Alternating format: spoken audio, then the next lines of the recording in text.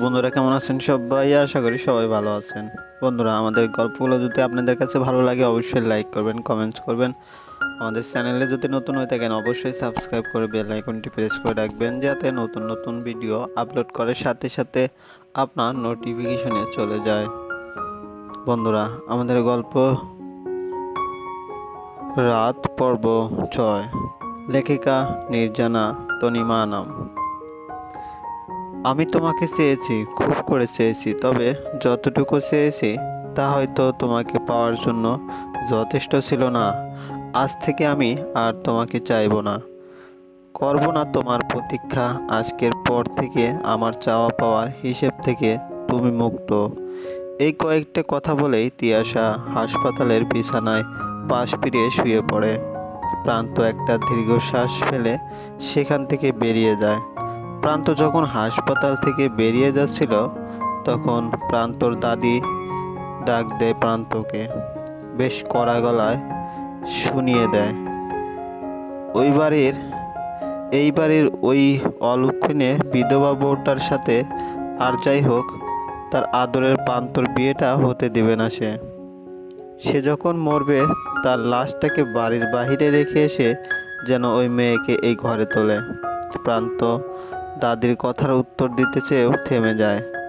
স্বাভাবিকভাবে পিয়াস বাড়ির বড় নাতি ছিল, তাকে দাদিও সবচেয়ে বেশি ভালোবাসতো। তবে বিয়ের 11 দিনের মাথায় এমন অনাকাঙ্ক্ষিত অ্যাক্সিডেন্ট, পিয়াস ভাইয়ার মৃত্যু কিছুতেই দাদি মেনে নিতে পারছে না। যদিও তিনি প্রথম থেকেই মেঘলাকে খুব অপছন্দ করতেন, তাতে কি পিয়াস ভাইয়া মেঘলাকে বিয়ে করতে চাওয়া মাত্র তিনি রাজি হয়ে যান, শুধুমাত্র এই অতিরিক্ত ভালোবাসার জন্য। প্রান্ত দাদির সাথে কথা না বাড়িয়ে সেখান থেকে বেরিয়ে যায়। এদিকে প্রান্ত দাদির মনে গেঁথে আসে মেঘলা অপয়া। ঠিক যেমন করে সে পিয়াসের মৃত্যুর কারণ হয়েছে, সে ঠিক তেমন করেই হয়তো প্রান্তর মৃত্যুর কারণও সেই হবে। এদিকে বাড়ি ফিরে প্রান্তর মাথাটা হুট করেই গরম হয়ে গেল যেই মুহূর্তে সে শুনল মেঘলা সেখান থেকে একা একা বেরিয়ে গেছে। রাগ যেন কিছুতেই বশ মানতে চাইছে না। এতবার না করার পরও কোন সাহসে চলে গেল সে। অন্যদিকে মেঘলা বাড়ি ফিরেই সব কিছু গুছাতে থাকে। সব জিনিসগুলো গুছাতে গুছাতে মেঘলার চোখ যায় একটা ছোট্ট চিরকুটের দিকে, যা তার খুব গোপন ডায়েরির ভাঁজের মধ্যে ছিল। চিরকুটটা প্রান্তর মেঘলার জন্য লিখেছিল। প্রণয়ের শুরুতে লেখা প্রথম প্রেমপত্র। যদিও তখন আকাশ থাকিবে মেঘলা, দিঘির জলে গরিবের চাঁদে ছায়া, গোলাপ গুচ্ছ নিয়ে থাকিব আমি একলা, অঝোর ধারায় নামিবে বৃষ্টি, বেলায় ফুরাইবে বৈরি, ছড়িয়াছে সুবাস মাতাল হাওয়ায়, আজ যে চন্দ্রাবতীর রাত, ভেঙ্গেছে বাদ চাঁদের আলোয়, ওগো রজনীগন্ধা এবার তোমার গন্ধ সুধা ঢালো। মেঘলা আর বাকিটা পড়তে পারলো না। এরপর কিছু অর্থহীন শব্দ, কিছু মিথ্যে আশ্বাস, কিছু ব্যর্থ ভালোবাসার দীর্ঘশ্বাস ছাড়া আর কিছুই নেই। এই সব কিছুই এখন মেঘলার কাছে অর্থহীন। মেঘলা চিরকুটটা ভাঁজ করে ওই একইভাবে ডায়েরির ভাঁজে রেখে দেয়। তারপর সেটা সঙ্গে নিয়ে নেয় অতীত। পিয়াসকে নিয়ে মেঘলার জীবনে বেশ একটা গল্প আছে। পিয়ার সাথে যখন মেঘলা ওই বাড়িতে যেত তখন পিয়াস মেঘলা আর পিয়াকে বেশ সময় দিত, হোক তা ভালো লাগা থেকে, হোক তা অন্য কোনো অনুভূতি থেকে। পিয়াসের হাতেও তখন যথেষ্ট সময় ছিল। পিয়াসের জীবনে প্রথম প্রেম ছিল অন্তরা নামের একটি মেয়ে। সেও মেঘলাদের স্কুলেই পড়তো। মেঘলাদের 2 বছরের সিনিয়র ছিল। মেয়েটি ভিন্ন ধর্মী ছিল বলে ব্যাপারটা কেউ মেনে নেয়নি, না পিয়াসের পরিবার না মেয়েটির পরিবার। তবে পিয়াসের তাতে কোনো সমস্যা ছিল না।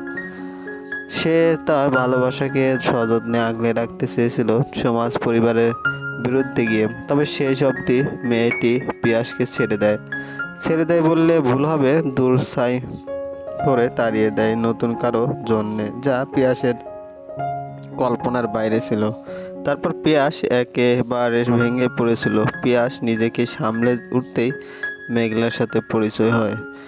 যদি তখন গোপনে মেঘলা আর প্রান্তর সম্পর্ক চলছিল, তবে তা একান্তই গোপন ছিল। প্রান্ত তখন শহরে পড়াশোনায় ব্যস্ত। মেঘলার সাথে মাঝে মাঝে দেখা, টুকিটাকি কথা বল বিনিময়ে পিয়াস মেঘলার মাঝে ভালোবাসার ছোট্ট কলি উদ্ভাবন করে। তারপরে পিয়াস বিদেশ পাড়ি জমায়। তারপর প্রান্তর সাথে ঘটনাগুলো মেঘলার মামা মেঘলার জন্য প্রান্তকে চাওয়ার আগেই পিয়াস বাড়ির লোকদের জানায় সে মেঘলাকে বিয়ে করতে চায়। মূলত এই কারণেই মেঘলাকে প্রান্তর জন্য রিজেক্ট করে দেওয়া হয়। এরপর যত দ্রুত সম্ভব মেঘলাকে পিয়াসের সাথে বিয়ে দিয়ে দেওয়া হয়। এতে অবশ্য তিয়াসও যথেষ্ট ভূমিকা রেখেছিল। অতীতের পাতা হাতড়ে বর্তমানে ফেরা যাক। আজকাল মেঘলার মামির ব্যবহারও অত্যন্ত খারাপ হয়ে গেছে। অপয়া, অলক্ষণে, চরিত্রহীন, কোনো কথা বলতে বাদ রাখছেন না। ভদ্রমহিলা যেন মেঘলার উপর এত বছরের পুষিয়ে রাখা রাগগুলো সব একসাথে তুলছেন তিনি। এদিকে মামা বড্ড অসুস্থ। চাইলেও রোজ রোজ মামির সাথে মেঘলাকে নিয়ে ঝগড়া করতে পারেন না তিনি। মেঘলার ভাইও এখন দেশেই সেটেল। সে মেঘলাকে মামা বাড়ি থেকে নিজের সাথে অনেকবার নিয়ে যেতে চেয়েছে, তবে মেঘলা যেতে চায় না। তার কাছে মামা মামি হলো তার বাবা মা, তাদের ফেলে রেখে কি করে যাবে সে। তবে আজ কেন যেন তার আর এখানে মন টিকছে না। রোজ রোজ মামির তিক্ত কথা, মামার মুখ ভার সত্যি তার দেখতে ইচ্ছে করছে না বলেই ভাইয়ের কাছে চলে যেতে চাইছে সে। মেঘলা রীতিমতো সব কিছু গুছিয়ে নিয়ে সবার থেকে বিদায় নিয়ে বেরোতে যাবে, তখনই প্রান্ত এসে হাজির। প্রান্ত কৌতূহলী আর রাগ মেশালো চোখে মেঘলার দিকে তাকায়। মেঘলা মুচকি হেসে জবাব দেয়, আসলে কি বলতো, মাঝে মাঝে একটু হাওয়া বদলের প্রয়োজন, তাই পাড়ি জমাচ্ছি ভাইয়ের কাছে শহরে। এখন থেকে আমি ওখানেই থাকবো। তুমি ভালো থেকো, আমিও ভালো থাকবো। হাওয়া বদল কারোর ভালো লাগে না বলো?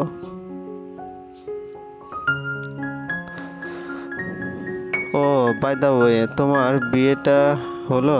বিয়েতে দাওয়াত দিয়ে লাভ হবে না, আমি কিন্তু আর যাব না, নয়তো এবার কি কাণ্ড বাঁধাবে কে জানে। কথাগুলো বলে মেঘলা প্রান্তর দিকে তাকায়। প্রান্ত তখন মাথা নিচু করে দাঁড়িয়ে আছে। কি হলো, কিছু বলছো না যে? কি চলো তোমাকে। মেঘলা প্রান্তকে আর বলতে না দিয়ে নিজে বলতে শুরু করে, তুমি বোধহয় গাড়ি নিয়ে এসেছো, চলো আমাকে রেল স্টেশন অবধি ছেড়ে দিয়ে এসো, আমি কিছু মনে করব না। প্রান্ত মুখ ঘুরিয়ে নিয়ে গাড়ির দিকে হাঁটা ধরে। এদিকে মেঘলা মামা মামিকে সালাম করে বেরিয়ে পড়ে প্রান্তর পিছু পিছু। মেঘলা চলে যেতেই মেঘলার মামি তার ছেলের হাসি হেসে বলতে শুরু করে, চরিত্রহীন মাইয়া, এই ছেলেটির সর্বনাশ বোধহয় তোর হাতেই লেখা। চলবে বন্ধুরা, আমাদের এই গল্পগুলো যদি আপনাদের কাছে ভালো লাগে অবশ্যই লাইক করবেন, কমেন্টস করবেন। চ্যানেলে যদি নতুন হয়ে থাকেন অবশ্যই সাবস্ক্রাইব করে বেল আইকনটি প্রেস করে রাখবেন, যাতে নতুন নতুন ভিডিও আপলোড করার সাথে সাথে আপনার নোটিফিকেশনে চলে যায়। ধন্যবাদ, ভালো থাকবেন।